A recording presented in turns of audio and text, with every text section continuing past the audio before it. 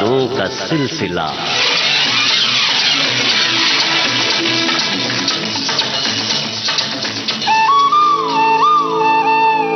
सभी सुनने वालों का स्वागत है यादों का सिलसिला इस कार्यक्रम में। दोस्तों, आज हम आपसे मिलवाने वाले हैं जाने माने लेखक और वॉइस ओवर कलाकार हरीश भीमाणी से। आपसे बातचीत की है रेणु चतुर्वेदी ने। आइए सुनते हैं इस बातचीत का पहला भाग। हमारे विविध भारती के स्टूडियो में जो कलाकार आमंत्रित हैं, स्वनाम धन्य कलाकार हैं, उन्हें किसी परिचय की आवश्यकता नहीं है। MBA करने के बाद अपनी रुचि और आवाज के प्रति अपने जुनून के कारण आज आवाज की दुनिया के बादशाह हैं। आपके बोलने में एक ठहराव है, वाक्य विन्यास ऐसा कि हम सब अचंभित होकर सुनते हैं। सूझबूझ के साथ शब्द चुनते हैं और शब्दों को अपनी ही शैली में हीरे की तरह तराशते हैं और उसमें फिर जान डाल देते हैं। वॉइस कास्टर हैं, मंच संचालक हैं, कंपेयरिंग करते हैं और सूत्रधार के तौर पर आपका कोई सानी नहीं है। दोस्तों, वैसे हम सब कहते हैं समय बलवान होता है, बहुमूल्य होता है, बीता हुआ समय वापस नहीं आता, इसका सदुपयोग करो वगैरह वगैरह। लेकिन आज जिस कलाकार को हमने आमंत्रित किया है, उन्होंने कहा मैं समय हूं। और ये कहा ही नहीं बल्कि उसको ऐसे आत्मसात कर लिया है कि आप उसके पर्याय बन गए हैं और आप समय के नाम से ही जाने जाते हैं। हम बात कर रहे हैं जनप्रिय धारावाहिक महाभारत के समय की वो आवाज जिसके हम सब दीवाने हो गए। हम स्वागत करते हैं हरीश भीमाणी जी का। नमस्कार, स्वागत है सर। नमस्कार। इतना अभिजात्यपूर्ण परिचय जी मेरा अपना मैंने कभी नहीं सुना। बहुत बहुत धन्यवाद। धन्यवाद, स्वागत। आपने कहा मैं समय का पर्याय बन गया। वो आप जाने, वो दुनिया जाने। लेकिन महाभारत का समय और मैं, ये मेरे करियर की शुरुआत नहीं है जी, ना ही ये पहला चरम था। अच्छा, तो ऐसा करते हैं, आपको समय से भी परे ले जाते हैं। क्या बात है। समय सुना है सबसे पहले था, लेकिन समय से पहले भी कुछ था और वो मैं जानता हूं क्योंकि मैं समय हूं।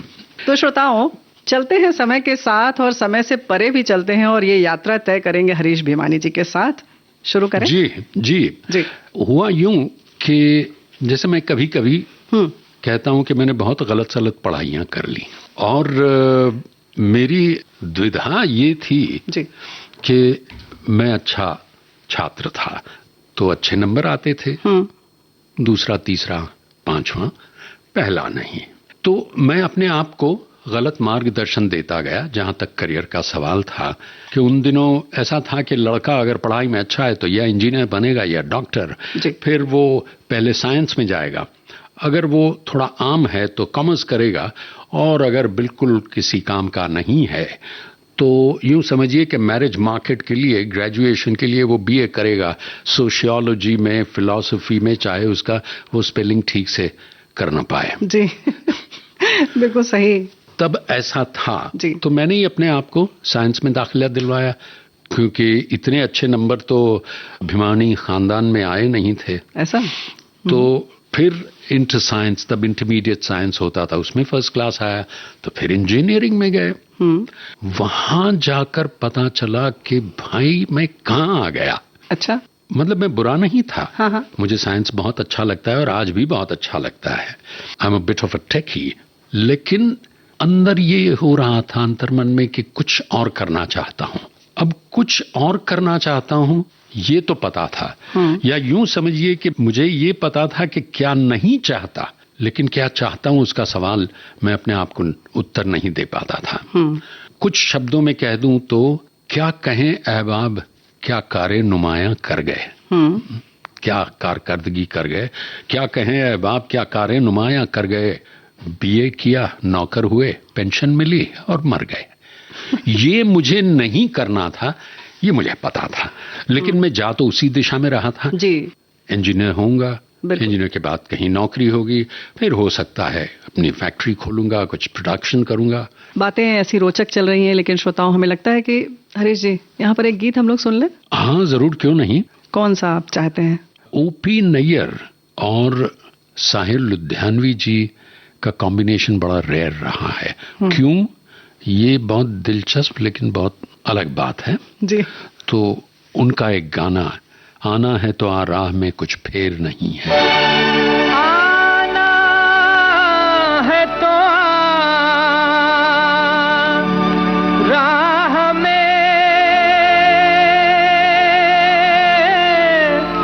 कुछ फेर नहीं है, भगवान के घर देर है, अंधेर नहीं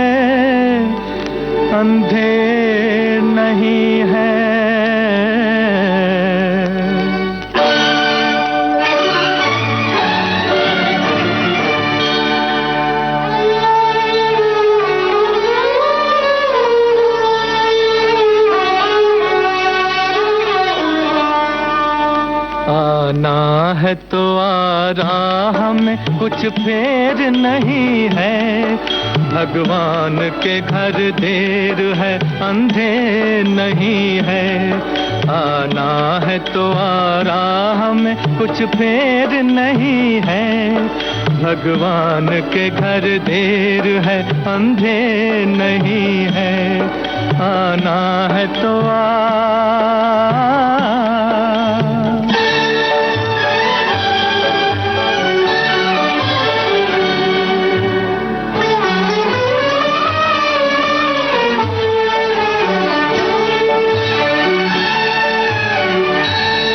जब तुझसे न सुलझे तेरे उलझे हुए धंधे, जब तुझसे न सुलझे तेरे उलझे हुए धंधे, भगवान के इंसाफ पे सब छोड़ दे बंदे।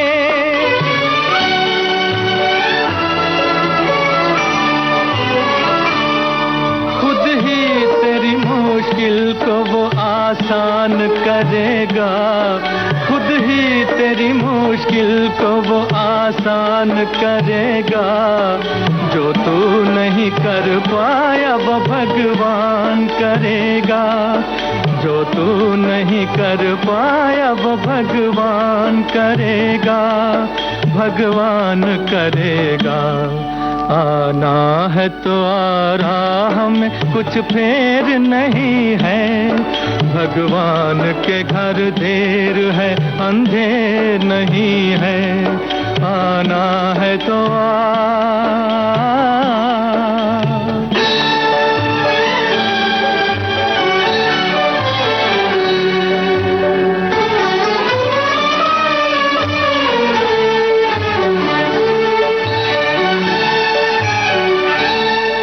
कहने की जरूरत नहीं, आना ही बहुत है। कहने की जरूरत नहीं, आना ही बहुत है। इस दर पे तेरा सिर झुकाना ही बहुत है।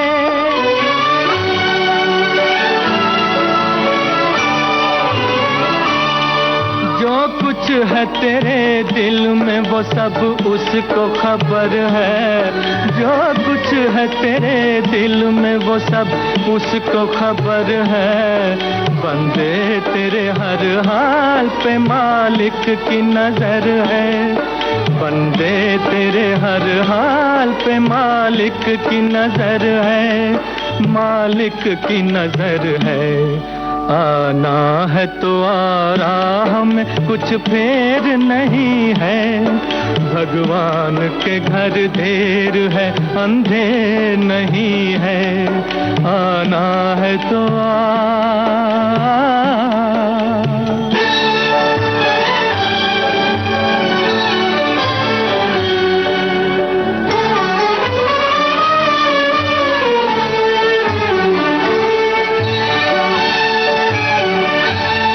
बिन मांगे भी मिलती है यहाँ मन की मुरादें, बिन मांगे भी मिलती है यहाँ मन की मुरादें।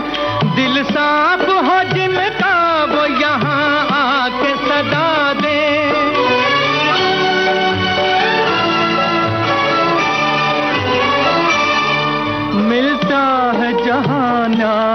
दरबार यही है, मिलता है जहाँ न्याय वो दरबार यही है, संसार की सबसे बड़ी सरकार यही है, संसार की सबसे बड़ी सरकार यही है, सरकार यही है।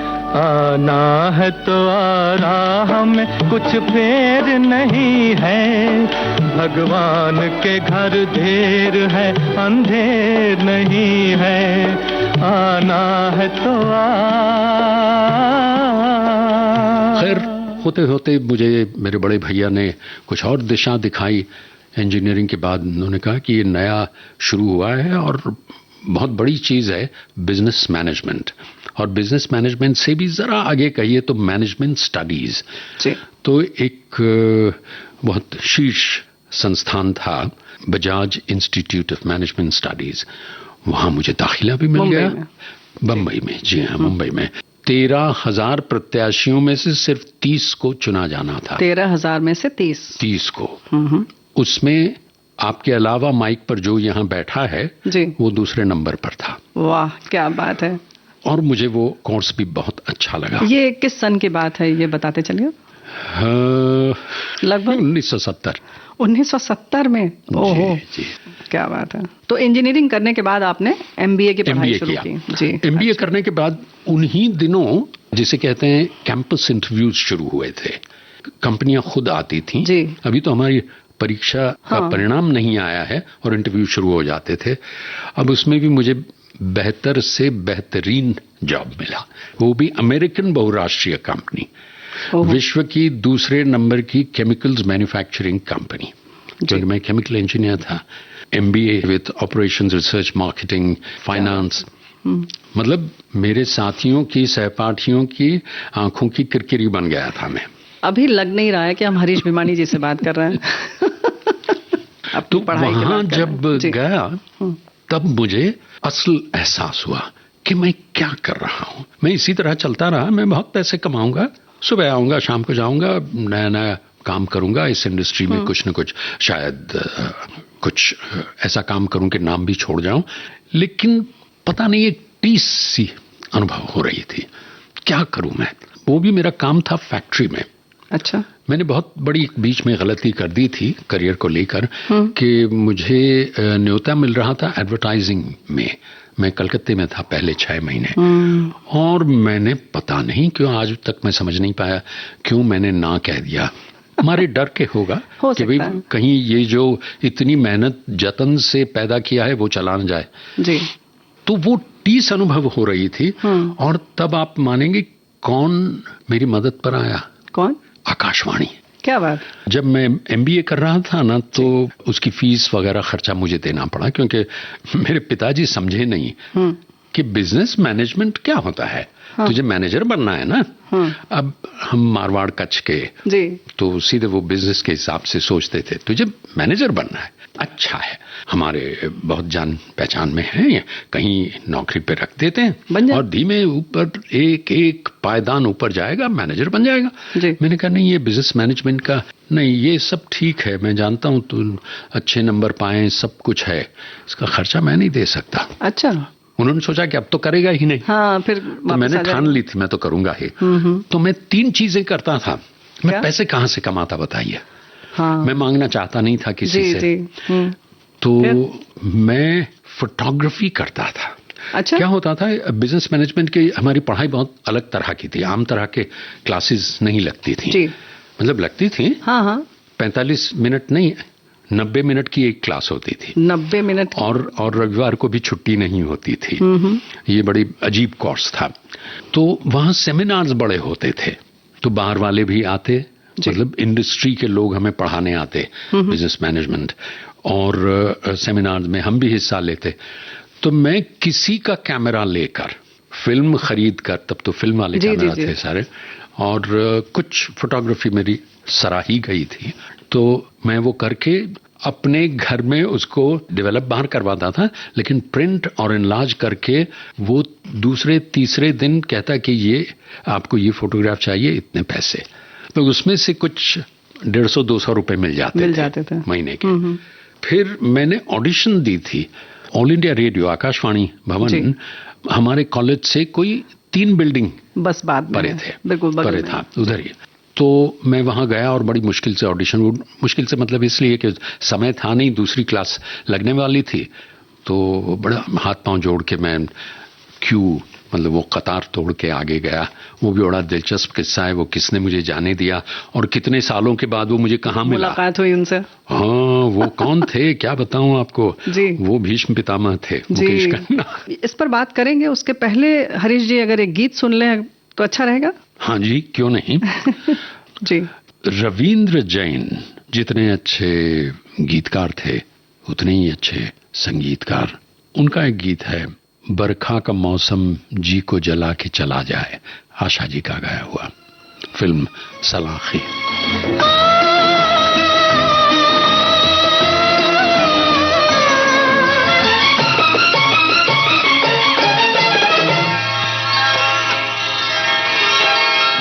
बरखा का मौसम जी को जला के चला जाए, बरखा का मौसम जी को जला के चला जाए। हाय रे ये पानी अग्न लगा के चला जाए, जी को जला के चला जाए। बरखा का मौसम जी को जला के चला जाए।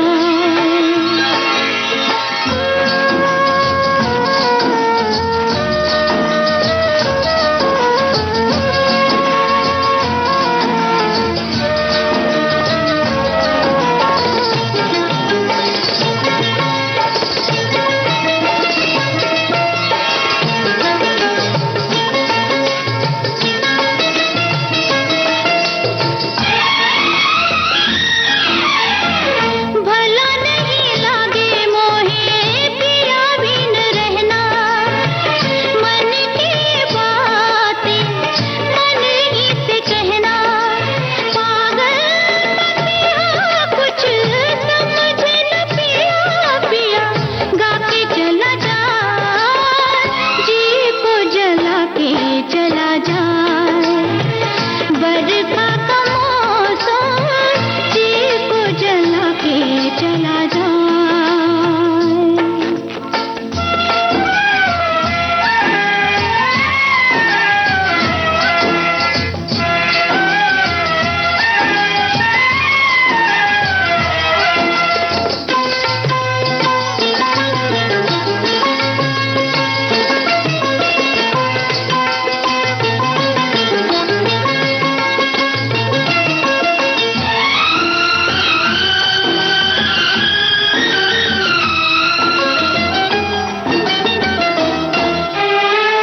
कभी कभी खोया हुआ मिल भी जाए, जाए जो समय फिर मुड़ के न आए। धरती से नभ तक अंधेरा अंधेरा, जाने कब सूरज लाएगा सवेरा।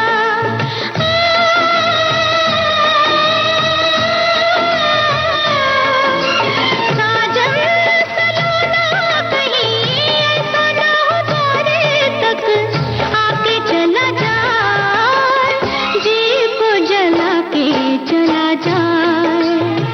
बरखा का मौसम जी। दोस्तों, गीत सुना हमने और हरीश भिमानी जी हाँ, आवाज के जादूगर हमारे साथ हैं और हम बात कर रहे हैं। हाँ, तो फिर उधर आगे से मैं करें। आया तो कोई मुझे आगे नहीं जाने दे रहा था। मैंने पहले कहा कि उन्होंने, हाँ जी, तो उन्होंने कहा तू इधर आ। हाँ, लंबे हट्टे कट्टे से थे, कौन रोकता, मगर लोगों ने चिल्लाना शुरू किया। तो आपने उसे कहा, बताया कि आपका क्लास है और आप पढ़ाई कर रहे हैं। हाँ, हाँ। इसलिए उन्होंने कहा कि नहीं तुम आ जाओ। नहीं, तुम यहाँ रहो, मैं तुम्हारी जगह पे जाता हूँ, अब सब लोग चुप हो जाओ। अच्छा है। तो मेरा 10 मिनट में। अच्छा, ये भी तो इत्तेफाक था कि आप गए और उस समय स्वर परीक्षा हो रही थी। और वो तो बहुत बड़ा इत्तेफाक था, वो तो जी। मैं आपको बताने वाला हूँ आगे जी। कि अगर मुझे किसी ने, लोग कहते हैं ना कि क्या आपका कोई गॉडफादर रहा, तो मेरा गॉडफादर मेरे ऑडिशंस रहे जी। उन दिनों ऑडिशंस होते नहीं थे, 2-3 साल में एक बार होते थे, तो मेरा वो हो गया। तो महीने में मुझे 2 कार्यक्रम मिलते थे, हालांकि वो रूल के खिलाफ था। तो वो ऐसा करते थे कि एक इंग्लिश में कर देते, एक हिंदी में, या एक किसी और सेक्शन में। जी। यहाँ तक कि मैंने महिलाओं के कार्यक्रम में भी किया है। जी। क्या बात है। तो वो, और तीसरा मैं एक आर्टिकल लिखता था, केमिकल इंजीनियरिंग का एक मैगजीन था, महीने में एक बार निकलता था, उसमें मैं 2 आर्टिकल लिखता था, कभी 2 कभी 1, उसका 100 रुपया मिलता था। तो कुल मिला के 250-300 रुपए महीना हो जाता था, तो वो काफी होता था। फीस निकल आती थी आपकी? नहीं, अच्छे से। अरे 250-300 रुपए बहुत होता था। देखिए ना, मैं अंधेरी रहता था, चर्चगेट आना पड़ता था, उसका रेलवे का पास 16 रुपया था। 6 रुपए जब मैं स्कूल में था। 16 रुपए का पास? 16 रुपए एक महीने का? महीना। क्या बात है। हाँ, तो क्यों, टैक्सी मीटर डाउन 3 रुपया था। हाँ, तो 250 रुपया तो बहुत अच्छा होता था। अच्छा। तो खैर, इस तरह से मैंने, तो स्वर परीक्षा में आप उत्तीर्ण हो गए? परीक्षा में उत्तीर्ण हुआ, मुझे अच्छे से अच्छे जॉब मिला। और मुकेश खन्ना जी भी उस समय उसमें उत्तीर्ण हो गए? वो तो हुए ही होंगे जरूर, मुझे तो पता ही नहीं कुछ। तो मैंने जब ये नौकरी शुरू की जी, तब मुझे महसूस हुआ कि मैं क्या कर रहा हूँ। और मैंने कहा ना, तब मेरी मदद सहायता किसने की, तो ऑल इंडिया रेडियो ने, आकाशवाणी ने। तो जब कभी कोई प्रोग्राम होता, मैं झूठ मूठ कुछ बहाना करके वहां जाके प्रोग्राम करता, उसके 35 रुपए मिलते। वो 35 रुपए, अब 35 रुपए की कोई मतलब कोई कीमत नहीं थी, लेकिन फिर भी मैं अपने आप को पूछता रहता कि मैं क्या कर रहा हूं। जवाब मिलता कि ये मुझे अच्छा लगता है। अच्छा। फिर मैंने एक संस्था ढूंढी, उसका नाम आज भी है, वो सुर सिंगार संसद। जी जी।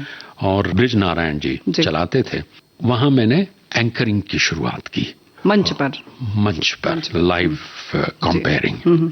पैसा एक नहीं मिलता था। अच्छा। हाँ, मुझे जाना पड़ता था चेंबूर से लेकर धोबी तालाब, यानी मरीन लाइंस। अच्छा। मैं रहता था अंधेरी, तो ऐसा तिकोन। तो 3-4 मैंने किए होंगे वहां। बड़ी बात यह थी कि वहां मैं अच्छे अच्छे कलाकारों से मिला। सुर सिंगार संसद यानी नए नवोदितों को वो प्लेटफॉर्म देते, और जो पुराने जो दिग्गज हैं वो भी आते। अच्छा, उनको प्रोत्साहित करने के लिए, उनको छोटों को, कि भाई आप ऐसे वैसों के साथ यूं ही नहीं है, यहाँ ये जो मंच है ये बड़ा प्रेस्टीजियस, प्रतिष्ठापूर्ण मंच है। वहां मैं पहली बार स्टेज पर एंकरिंग के लिए गया, तब पहली बार एक लड़का गाने के लिए आया, उसका नाम हरिहरन।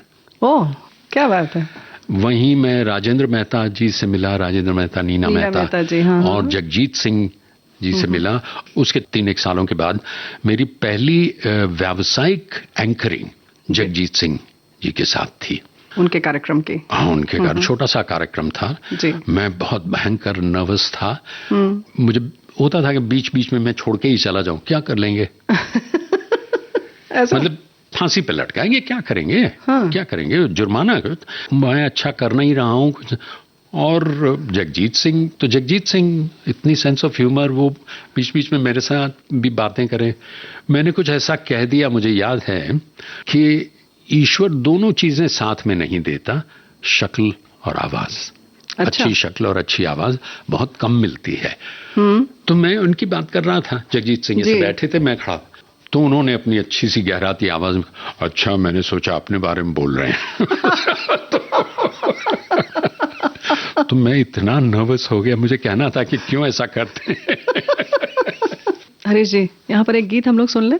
हाँ, क्यों नहीं, एक और गीत है। कौन सा आप चाहते हैं? जगजीत सिंह मेरे ख्याल से हमारे सबसे बेहतरीन गजल गायक, और मिर्जा गालिब सबसे बेहतरीन शायर। तो उन दोनों की एक गजल है। क्या बात है। चाहिए एक उम्र असर होने तक, आपको चाहिए एक उम्र असर होने तक। कौन जीता तेरी जुल्फ के सरों तक, कौन जी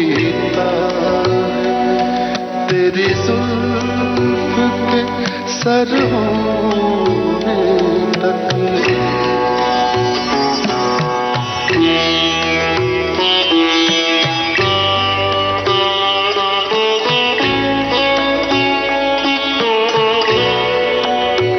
आशिकी सब्र तलब और तमन्ना बेताब। आशिकी सब्र तलब और तमन्ना बेताब।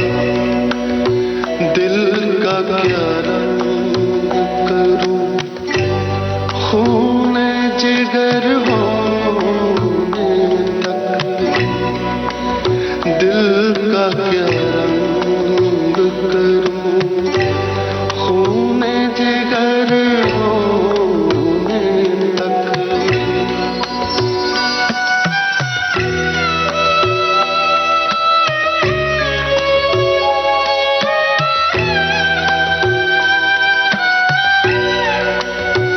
हमने माना कि तगाफुल न करोगे, लेकिन हमने माना कि तगाफुल न करोगे, लेकिन खाक हो जाएंगे हम तुमको खबर होने तक। आहक चाहिए एक उम्र असर होने तक।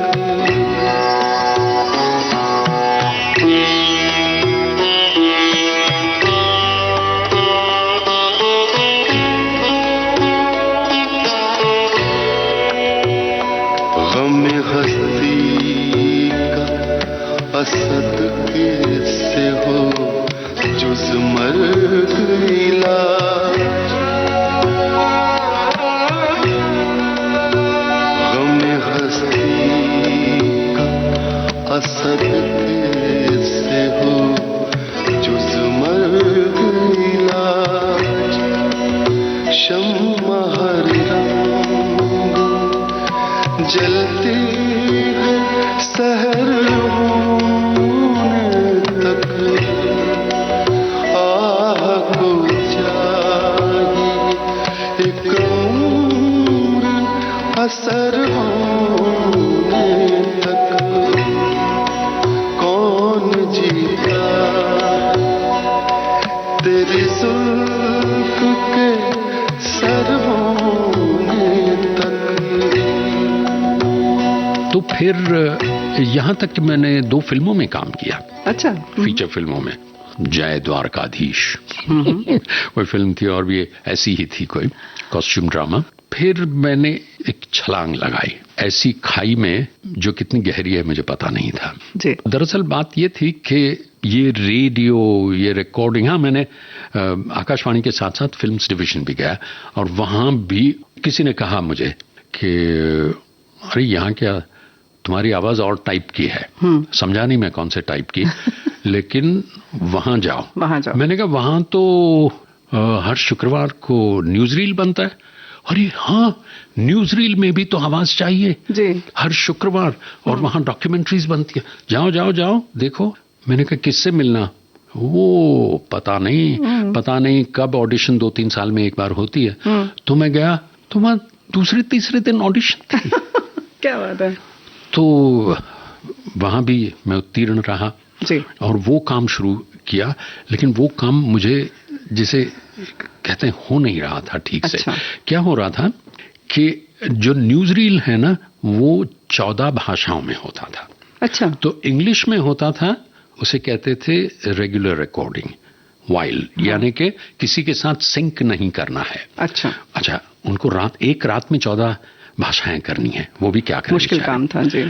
तो इंग्लिश तो आसानी से हो जाए, फिर वो एडिट हो जाए, और ये मत भूलिए कि एडिट तो कोई वीडियो नहीं था, फिल्म थी, 35 अच्छा, में फिल्म होता था। मुश्किल हाँ, है हाँ। एडिटिंग। हाँ हाँ हाँ, जी जी। वो हो जाने के बाद एक वो ड्यूप कॉपी निकालें, डुप्लीकेट, और वो चलाएं और हमें छोटे से कमरे में बंद करके सामने लाल लाइट रख के स्क्रिप्ट देकर, और स्क्रिप्ट लिखी जा रही है, मिलती जा रही है, और जैसे लाल लाइट आए तब आप बोलिए, उसके साथ ठीक लाइव सिंक होना चाहिए जी। और जैसे वो परिच्छेद, वो पैरा खत्म हो, रुक जाइए, अगली लाल लाइट का इंतजार कीजिए और हृदय सांस थक रोक के। थक थक थक करे। एक को तो हार्ट अटैक आ गया था। मुश्किल काम है। और एक गलती हुई, आपने कहना शुरू किया कि ऐसी सारी मशीनें बंद होती, फिर ऊपर जाइए और वहां से शुरुआत कीजिए। तो मैंने ठान ली थी कि मुझे ये कभी नहीं करना है, और मुझे काम मिलता जा रहा था। फिर मैंने सोचा मेरी डिग्रियां तो कहीं नहीं गई, हाँ। मिल जाएगा और काम। हालांकि मैं गलत था। अच्छा। हाँ, मैं गलत था, क्योंकि निराशा के थोड़े से पलायन। काल में मैंने कुछ एप्लीकेशन आवेदन किए, जवाब तक नहीं आया था। क्या है, नौकरी का खासकर उन दिनों तो ऐसा था, मिल गई तो मिल गई। ऐसा। बहुत बहुत मुश्किल था, आज की तरह नहीं बड़ी था। डिग्री के बाद तो भी अच्छा, जहां नौकरियां ही कम है, जहां rate of growth of industry कम है, कम थी। उसकी दर कम है। आज देखिए ना, जीडीपी ग्रोथ इतना नहीं है, जो सकल उद्योग का जो दर है, इतनी ज्यादा कहीं नहीं है। आज की बात ही और है। बिल्कुल सही बात है। लोग कहते रहते हैं नौकरियां नहीं है, नौकरियां उनके लिए नहीं है जो नौकरी करना नहीं चाहते जी। और नौकरी मिलने के बाद काम करना नहीं चाहते, उनके लिए। बाकी सही बात है, बहुत ही गलत है। बातें ऐसी रोचक चल रही हैं, लेकिन श्रोताओं, हमें लगता है कि यहाँ पर एक गीत हम लोग सुन लें। हरीश जी, कौन सा आप चाहते हैं? रविंद्र जैन जी की ही एक उत्कृष्ट रचना है, एक राधा और एक मीरा, दोनों ने श्याम को चाहा। दोनों ने श्याम को चाहा।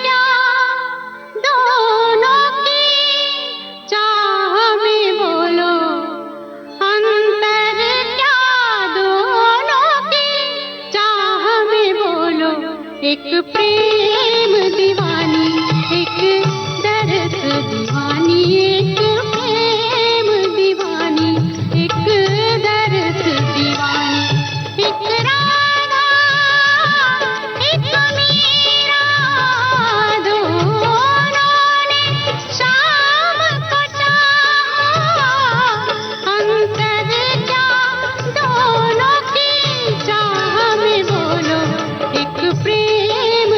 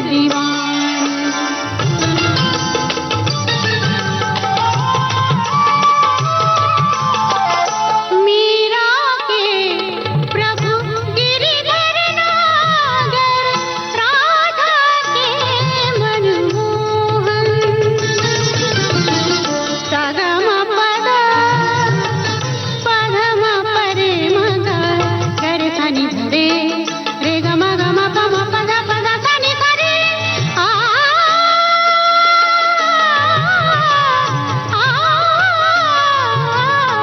मीरा के प्रभु गिरिधर नागर राधा के मनमोहन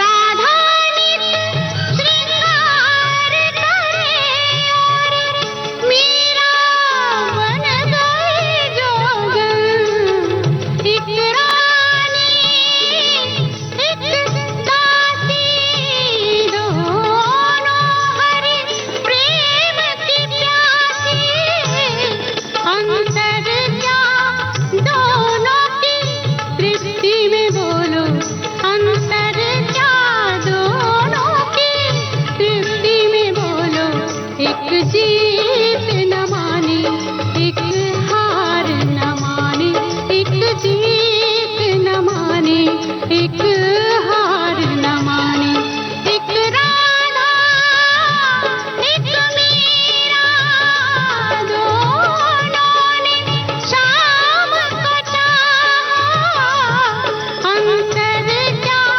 दोनों की चाह में बोलो अंतर क्या दोनों की चाह में बोलो एक प्रेम दीवानी एक दर्द दीवानी एक प्रेम दीवानी एक दर्द दीवानी एक प्रेम दीवानी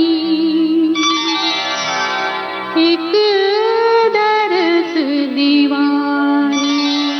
दोस्तों गीत सुना हमने और हरीश भिमानी जी हमारे साथ हैं। दोस्तों बहुत सारी बातें हैं हरीश जी जो आप बताना चाह रहे थे। तो मैंने ये निर्णय लिया और 3.5 सालों तक ये काम करता रहा। अच्छा मैं- आकाशवाणी फिल्म नहीं आकाशवाणी वो तो नौकरी वो नौकरी के अच्छा, साथ साथ ठीक है। करता रहा हाँ, ये हाँ, आकाशवाणी नौकरी का वगैरह काम, तो जी।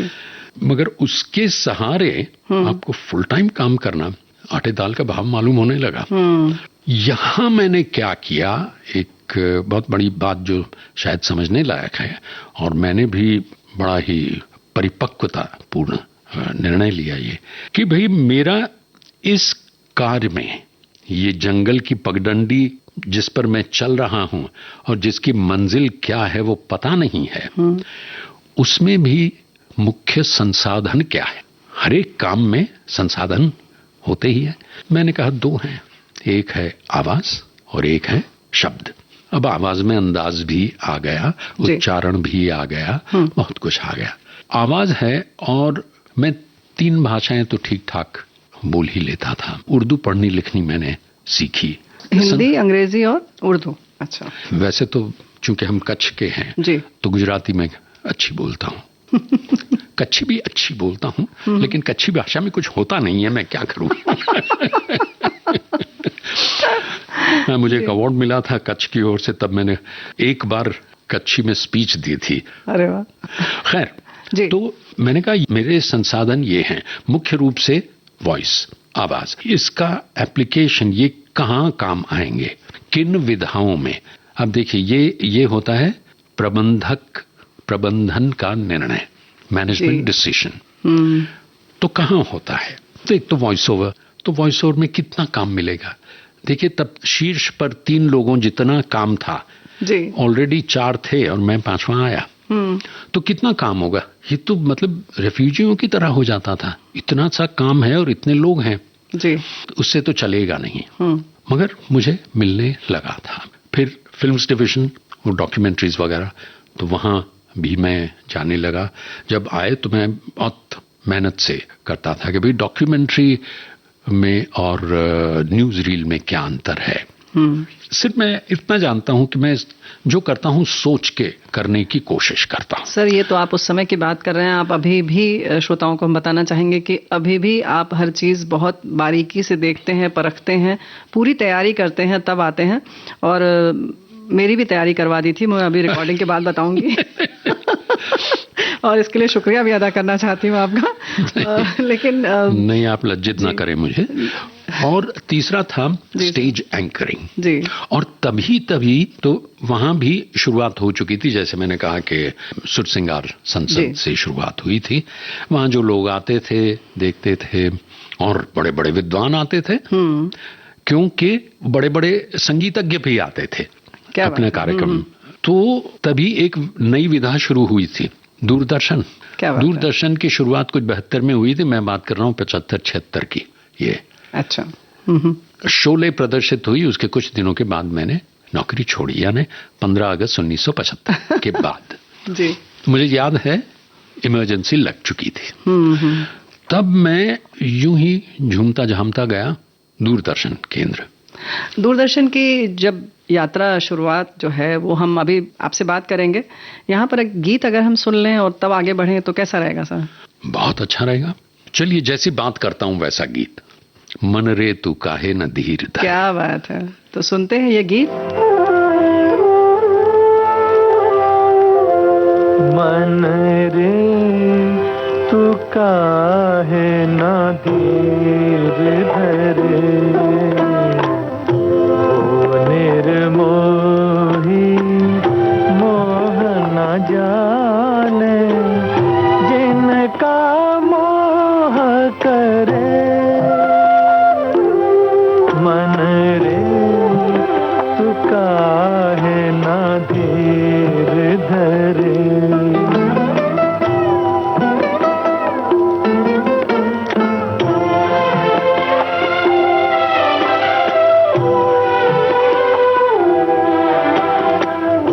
इस जीवन की चढ़ती ढलती धूप को किसने बांधा, रंग पे किसने पहरे डाले, रूप को किसने बांधा। काहे ये जतन करे,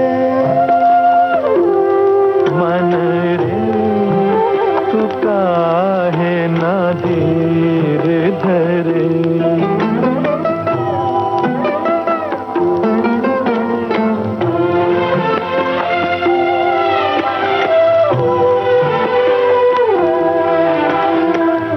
उतना ही उपकार समझ कोई, जितना साथ निभा दे। जन्म मरण का मेल है सपना, ये सपना बिसरा दे। कोई ना संग मरे, मन रे तू काहे न धीर धरे। ओ निर्मोही मोह न जाने, जिनका मोह करे। मन रे तू काहे न धीर धरे। दोस्तों, जैसा कि वायदा किया हरीश भिमानी जी ने कि बताएंगे कि कैसे दूरदर्शन की यात्रा शुरू हुई। इस गीत से पहले तो हमारे साथ हैं इस वक्त। तो हरीश जी बताइए कि कैसे फिर दूरदर्शन की शुरुआत हुई? हाँ, तो मैं दूरदर्शन गया, यूं समझिए झूमता झामता, ये पूछने के लिए कि भाई कोई कहीं कोई काम हो, कोई स्लॉट हो जी। तो उन्होंने कहा ड्यूटी ऑफिसर, अक्सर थोड़े से उद्धत होते हैं का क्या है, इसलिए ऑडिशन में आ जाना। ऑडिशन, मेरे कान खड़े हो गए अल्सेशन की तरह। ऑडिशन परसों है। अच्छा। किसने भेजा है? मैंने कहा किसने भेजा? जी मैं परसों आता हूँ। तो मैं तो आ गया 10 बजे। वहां देख रहा हूँ हुजूम था। अच्छा। उसके लिए कोई और बड़ा शब्द मुझे नहीं मिल रहा है। मतलब गिन नहीं सके इतना। तो आप अपना नाम दर्ज करवा दीजिए, वो अंदर जाएगा, अंदर से आपको बुलावा आएगा, तब तक आप यहीं रहिए कहीं। अगर बुलावा आया, आप वहां नहीं हैं, ये कोई कोर्ट नहीं है कि दूसरी तारीख मिलेगी। तो करते करते करते करते 12 साढ़े 12 बज गए। उन्होंने कहा आधा घंटा लंच के लिए कुछ नहीं होगा, इसलिए आपको जो करना है कर लीजिए। फिर क्योंकि एक बात थी कि अगर आपका नाम बुलाया गया, पुकारा गया, आप नहीं हैं तो नेक्स्ट। जी। मतलब आपकी तकदीर बदल गई। मुझे तो ऐसा लगा। तो मैं गया, मैं भूखा सा था बाहर। गन्ने के जूस वाला, मैं गन्ने के जूस में बड़ा विश्वास करता था और हूँ, बड़ी उससे शक्ति मिलती है। और एक वड़ा पाव मुंबई का। तो मैंने कहा चलो यही सही। तो फिर मैं इंतजार करता रहा, इधर उधर बातें करता। पता चला कि कोई मिनिस्टर के यहाँ से आया है, कोई सेक्रेटरी के यहाँ से आया है, कोई इंडस्ट्रियलिस्ट के यहाँ से आया है। मैंने कहा मैं ही अकेला हूं जिसका कोई नहीं है इस दुनिया में, निराधार बेचारा। फिर 6 बजे मैंने कहा कि अब तो कुछ होना जाना है नहीं, क्यों अपने आप को निराश, क्यों अपने आप को छोटा करूं मैं। चलो नहीं करके मैं अपने स्वाभिमान को साथ में लेकर निकल रहा था। तो अब फिर मुझे गन्ने के जूस वाला दिखा। मैंने कहा हो जाए गन्ने का जूस। और तो मुझे में बड़ी ऊर्जा आ गई। मैंने कहा चलो ना 6 बजे तक तो इंतजार किया, हो सकता है। तो मैं वापस गया जी। अभी भी कुछ लोग थे, आप मानेंगी, कुल मिला के 1600 प्रत्याशी थे। 1600? और उनको 2 चाहिए थे। एक चाहिए था हिंदी न्यूज कास्टर और एक चाहिए था हिंदी एंकर संगीत कार्यक्रमों के लिए, आरोही नाम का कार्यक्रम था, उसके लिए चाहिए था, जो आरोही होने वाला था हर 15 दिन में एक, और ये तो रोज का था न्यूज कास्टिंग। तो फिर कोई 7:15 बजे मेरा नाम पुकारा गया। तो मैंने कहा ये तो मेरा ही नाम है। मैं गया अंदर, तब तक मूड ठीक ठाक हो गया था। मुझे दिया कि ये पढ़िए, तो मजा आने लगा। मुझे बात करनी थी किसके साथ, कैमरा के साथ बस। हाँ, वो पलट के बोलने वाला था नहीं, जो मैं कहूँ उसे सुनना पड़ेगा, उसे देखना पड़ेगा जी। तो मुझे कुछ न्यूज आइटम दी, मैंने पढ़ी। मैंने कहा नमस्कार, आज के मुख्य समाचार, और टेलीप्रॉम्प्टर वगैरह तो थे नहीं, ऐसे ही पढ़ना था। तो क्या रुको, वहाँ फ्लोर मैनेजर होता है टीवी पर। उसने कहा रुको, तो मैंने कहा अच्छा नहीं जाना नहीं है, रुको। फिर कितनी देर रुके रहे, फिर से पढ़ो, फिर से पढ़ा। आज के मुख्य समाचार दिस, मैंने एक आइटम पढ़ी, दूसरी पढ़, रुको, मैंने उससे पैसे। फिर मुझे याद है कि मैं जो कर रहा हूँ वहाँ कैमरा से ऊपर दिख रहा है, तो मैं चुपचाप बैठा रहा अच्छे बच्चे की तरह। फिर थोड़ी देर के बाद ऊपर से हुक्म आया, ऊपर मतलब वो मिक्सर रूम ऊपर होता है जी। तो वहां से हुक्म आया, ये फ्लोर मैनेजर ने कहा कि भाई कुछ और बोलो। मैंने कहा और बोलो मतलब क्या, किस विषय में? तो उसने पूछा, वो पूछ रहा है किस विषय में? तो कहा अपने बारे में। मैंने कहा वाह, ये तो दुनिया का सबसे दिलचस्प विषय, मैं करके मैंने शुरुआत की अपनी। तो थोड़ी देर के बाद तो क्या बताया आपने, अपनी पढ़ाई? हाँ अच्छा। ये और सुना है कि बाहर एक स्वर विश्व है जिसमें अपना नाम करने या यूं समझिए अपनी जगह बनाने के लिए मैं कार्यरत हूं। अब इसमें अगर आपका सहयोग मिल गया तो मैं एक कदम और आगे बढ़ा लूं, वगैरह वगैरह कुछ था। तो उन्होंने कहा रुको, फिर थोड़ी देर रुका, फिर कहा पढ़ो। क्या? ओ न्यूज। वो भी बेचारा थका हुआ होगा, फ्लोर मैनेजर, सुबह से एक ही बंदा। तो मैंने पढ़ना शुरू किया। मैंने कहा नमस्कार, कल के मुख्य समाचार। कहा ये क्या पढ़ रहा है? मैंने कहा 2 बार पढ़ लिया, अब तो वो आज के नहीं रहे ना, अब तो कल के हो गए होंगे। वहां आपने ऐसे बोलने की हिम्मत की, क्या बात है? मुझे मजा आ रहा था, तो मैंने कहा अब तो कल के हो गए होंगे। तो कहा मजाक मत करो, सॉरी है जी, मुख्य समाचारों में ये पढ़ा, रुको। मैंने कहा ठीक है। फिर इतनी देर हो गई, मैं मचलने लगा जाऊं। कहा एक बार और पढ़ लो। अच्छा। इशारे से मुझे कहता है सीधे पढ़ना, बदमाशी नहीं करना, जिसको बम्बई में बोलते हैं शानपत्ती। हाँ, शानपत्ती नहीं चलेगा। तो मैंने अच्छे से पढ़ा और कहा अच्छा ठीक है। मैंने कहा नमस्कार करके उठ गया। फिर मुझे लगा कि मैंने गड़बड़ कर दी। इतना जिसे कहते हैं स्मार्ट बनने की जरूरत नहीं थी जी। मगर मैंने कहा एंकरिंग भी तो है, इसमें क्या मालूम। 10-15 दिन बीत गए और मुझे लगा मैंने बहुत बड़ी गलती कर दी। तो हम इस पर बात करेंगे, उसके पहले हरीश जी अगर एक गीत सुन लें तो अच्छा रहेगा। हाँ जी, क्यों नहीं। जी, कौन सा आप चाहते हैं? गानों की बात हो तो हम किशोर दा को कैसे भूलें। जी बिल्कुल। कि कुछ तो लोग कहेंगे, लोगों का काम है कहना। क्या बात है। कुछ तो लोग कहेंगे, लोगों का काम है कहना। छोड़ो बेकार की बातों में कहीं बीत न जाए रहना। कुछ तो लोग कहेंगे, लोगों का काम है कहना। छोड़ो बेकार की बातों में कहीं बीत न जाए रहना। कुछ तो लोग कहेंगे।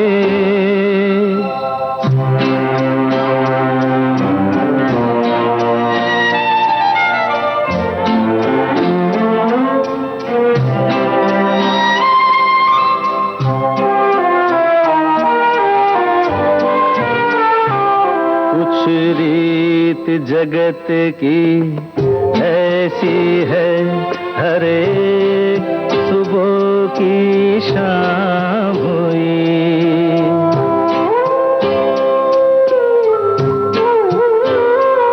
कुछ रीत जगत की ऐसी है, हर एक सुबह की शाम हुई। तू कौन है, तेरा नाम है क्या? सीता भी यहाँ बदनाम हुई। फिर क्यों संसार की बातों से भीग गए तेरे नैना। कुछ तो लोग कहेंगे, लोगों का काम है कहना। छोड़ो बेकार की बातों में कहीं बीत न जाए रहना। कुछ तो लोग कहेंगे।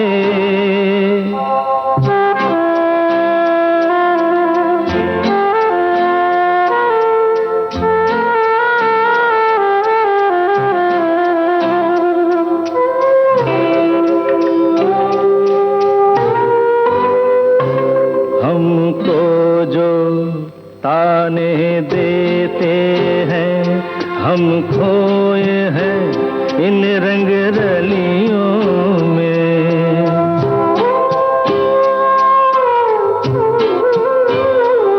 हमको जो ताने देते हैं, हम खोए हैं इन रंग रलियों में। हमने उनको भी छुप छुप के आते देखा इन गलियों में। ये सच है, झूठी बात नहीं, तुम बोलो ये सच है ना। कुछ तो लोग कहेंगे, लोगों का काम है कहना। छोड़ो बेकार की बातों में कहीं बीत न जाए रहना। कुछ तो लोग कहेंगे, लोगों का काम है कहना। दोस्तों, गीत सुना हमने और हरीश भिमानी जी हाँ, आवाज के जादूगर हमारे साथ हैं। हरीश जी, फिर आपकी मुलाकात स्टूडियो में गया। हाँ जी। कोई महेंद्र साहब थे जो बाद में मुझे पता चला कि असिस्टेंट प्रोड्यूसर थे जी। तो न्यूज डिपार्टमेंट में मैंने गया। उन्होंने कहा क्यों, क्या है? मैंने कहा मैंने वो ऑडिशन दी थी। अच्छा, न्यूज कास्टर बनना है? मैंने कहा जी इच्छा तो थी। नहीं होगा तो आ जाएगा, चलो निकलो। यहाँ बम्बई में कहते हैं ना, निकलो। तीसरे चौथे दिन सरकारी पत्र आया, लिफाफा आ गया, एक छोड़ दो, और दोनों एक ही से थे। मैंने कहा देखो ये गलती है, हाँ एक ही चीज दोनों में लिखी हुई। हाँ। मैंने कहा ये है, चलिए। मगर मैं बहुत खुश हुआ, उसमें लिखा था कि यू हैव बीन सिलेक्टेड। क्या बात है। तो मैं तो दौड़ा हुआ पहुंचा वहां।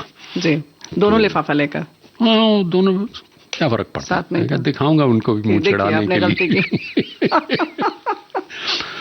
तो डॉक्टर गुंठे नाम के थे, अब भी हैं, और हमारे न्यूज प्रोड्यूसर। तो उन्होंने कहा अच्छा ठीक है, अच्छा है, सोमवार से आओ।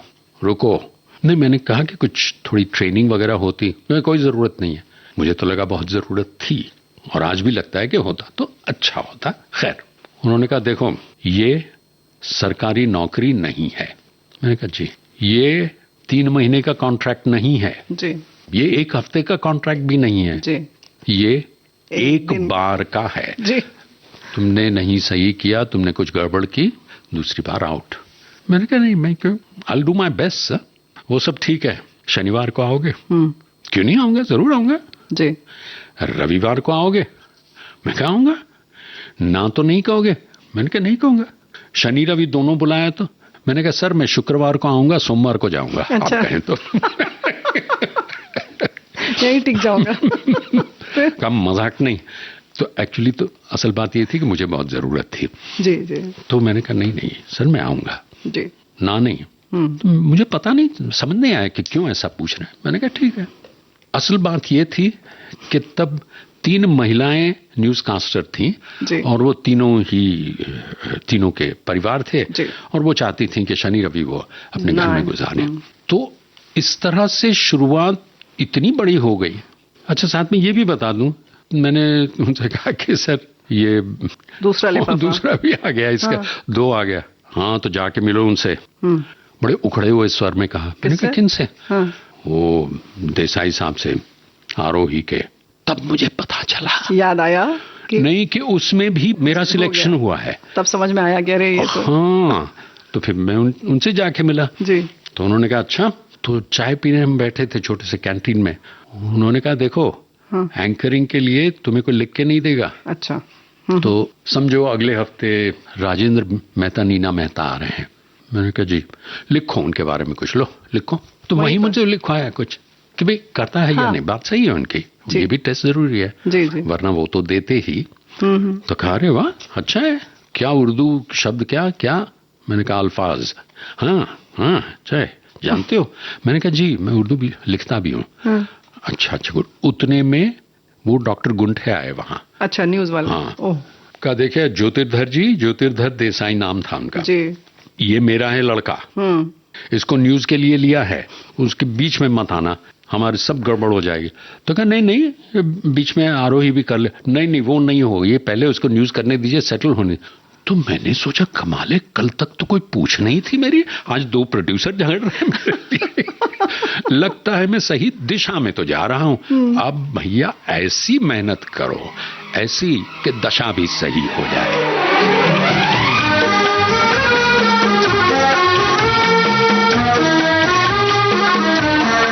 आप सुन रहे थे सुप्रसिद्ध लेखक एवं वॉइस ओवर कलाकार हरीश भीमाणी से रेणु चतुर्वेदी की बातचीत का पहला भाग। रिकॉर्डिंग इंजीनियर भावना सिंदल, प्रस्तुतकर्ता जुबैर खान। इस बातचीत का दूसरा भाग हम आपको सुनवाएंगे अगले हफ्ते आज ही के दिन।